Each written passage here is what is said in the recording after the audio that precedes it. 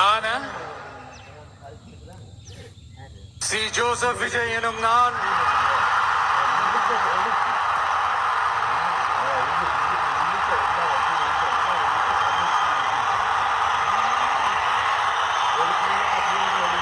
சட்டப்படி அமைக்கப்பெற்ற இந்திய அரசியல் அமைப்பின்பால் உண்மையான நம்பிக்கையும் மாறா பற்றும் கொண்டிருப்பேன் என்றும் இந்திய நாட்டின் ஒப்பில்லாத முழு முதல் ஆட்சியையும் உரிமையையும் நிலை நிறுத்துவேன் என்றும்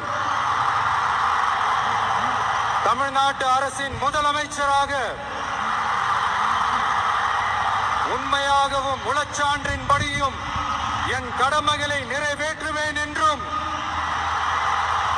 அரசியல் அமைப்பிற்கும் சட்டத்திற்கும் இணங்க அச்சமும் ஒருதலை சார்பும் இன்றி விருப்பு வெறுப்பை விலக்கி பலதரப்பட்ட மக்கள் அனைவருக்கும்